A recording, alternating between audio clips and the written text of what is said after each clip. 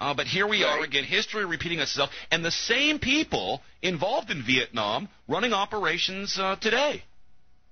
Yeah, and, of course, we don't blame the troops because they only believe what they've been told by their government, just as so many of us did back in the 60s. Let's face it, I went over there and left my 7 kids at home with my wife and put my life on the line, came very close to not coming back, flying those 101 combat missions. And, I certainly wouldn't do it now, knowing what I know now. But the fact is, I was less than half as old as I am now, and I was sort of young and naive, and of course I gave my government the benefit of the doubt. I didn't understand why we were over there, but, I figured, well, somebody must know something I don't know. We can't blame the troops. All we can do is try to change the nature of our government so our government doesn't send these brave young Americans into harm's way for no good reason having to do with our national security. Well, and you kind of have come right to the question I wanted to ask you, and this is actually from one of our listeners, Phil Restino, who is where you are in Florida. He's with the Central Florida chapter of Veterans for Peace, and he wants to know your opinion on Oath Keepers. This is something that the establishment seems to be very afraid of, calling them everything from racist to treasonous. I believe the Mother Jones article that came out this week was The Age of Treason, for these military and police reaffirming their oath to protect the Constitution and not to take unconstitutional orders. I'm sure you've heard of the Oath Keepers. Are you one, and what is your opinion of a group like this? Well, yes, I am one. I've been keynote speaker at an Oath Keeper event. I am a little bit concerned because lately they've gotten more and more, it seems, taken over by the likes of Rolling Thunder and other groups that are very pro-war.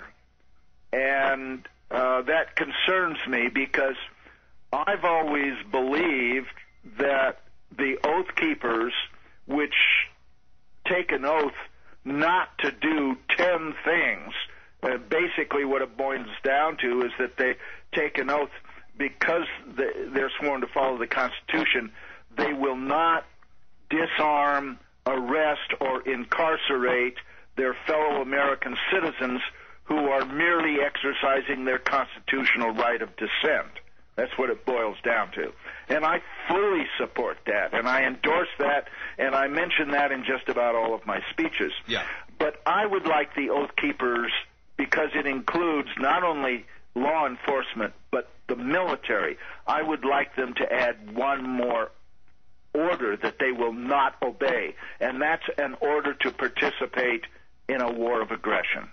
Well, and that's also one of Phil's questions is he wanted you to talk a little bit about your efforts to get Oath Keepers to add, quote, the refusal by members of the U.S. military to fight an illegal and unconstitutional war such as Afghanistan and Iraq and maybe soon Sudan, and now we're looking at Pakistan. But doesn't that put a lot of onus on young people to think about it to this point where, you know what I'm saying, is it constitutional, is it not unconstitutional? Because some people, even learned people like myself and others, I mean, they have a hard time kind of discerning between what's a constitutional war and what isn't.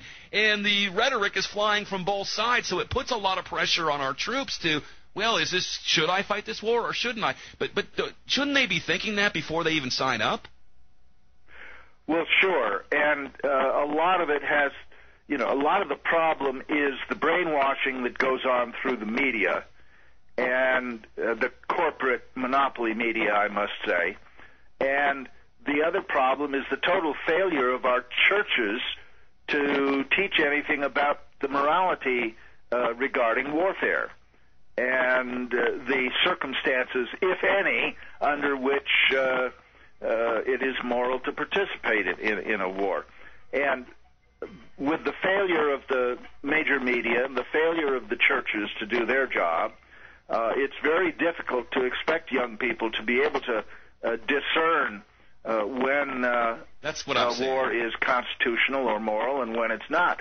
But, I'd like to say there's one test that they can give that all the wars since World War II have failed. Has it been declared by the Congress? Because if it hasn't, it's not constitutional. Right. And Congress will say that they gave their power to enforce the United Nations decrees and regulations against Iraq, for instance. And they instead of voting to declare war, they merely gave the president a blank check to do whatever he felt was necessary, and then afterwards, like Hillary Clinton and so many others, they can say, "Oh, well, yeah, I voted for that, but I didn't really think the president was going to do it. I thought he was going to use diplomacy first. I thought he was going to do this. We were misled, blah, blah, blah, blah, blah." The bottom line is Congress has absolutely no business giving away its constitutional authority.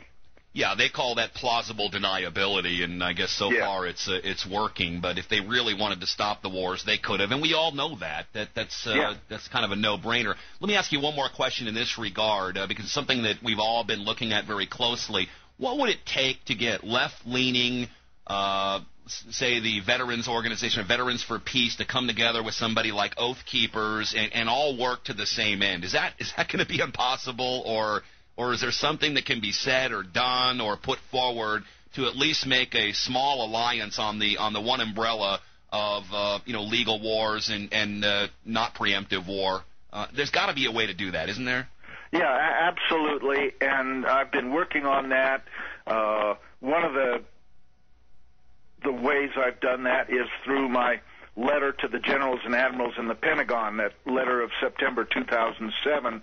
It's prominent on our website, thepatriots.us, and I'm trying to bring those groups together. I'm a member of several of the veterans groups as well as the peace organizations and Veterans for Peace, which is itself an attempt to straddle this gap.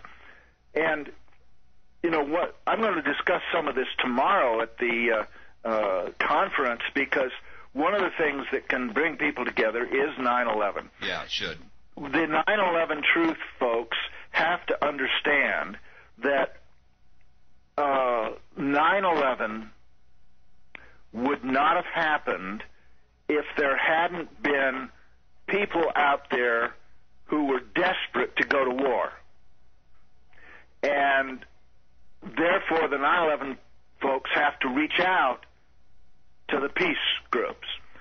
At the same time, the peace groups have to understand that the wars couldn't have happened if somebody hadn't pulled off 9/11 in the first place and then covered it up. And so I've been trying desperately to get these groups together, and to some extent I've succeeded in my talks around the country. A lot of them have been co-sponsored by 9/11 truth groups and by peace groups, by the Ron Paul folks and the Dennis Kucinich folks, by the Green Party and the Libertarian Party. We've got to bring folks together, because neither the left nor the right can change things by itself. We have been artificially divided by the moneyed elites and made to fight each other instead of coming together and resisting them and their takeover. That's right, and boy, I sure do appreciate your efforts to kind of heal that abyss. If it's possible, I think a guy like you can do it. We're with Bob Bowman. He'll be speaking tomorrow. I'm going to give you that information now. His website is that's The Patriots, plural, thepatriots.us. You can go catch up and stay abreast to where he's speaking and what he's doing, and please help him out, because we want to keep him going. I know we've got to help everybody out, and my listeners are going, man, you just asked me to help you out. Now you're asking me to help Bob Bowman out and the whole movement. But that's how it is. I mean, we don't have, the giant elite funding. We've got to do this ourselves. Well, I'm really glad you're here. It is tomorrow, March 20th, 1 o'clock to 9 o'clock. You'll be speaking at 5 o'clock. The Doubletree Hotel, 6505. That's I-35 at the Doubletree Hotel in Austin, Texas. All the information at my website, deadlinelive.info. Bob, go get them. I hope I can make it. If not, you have a great speech out there. And remember, it's the 7th anniversary of the attack on Iraq. Thank you so much. Bob Bowman, there he goes. We'll be right back, folks.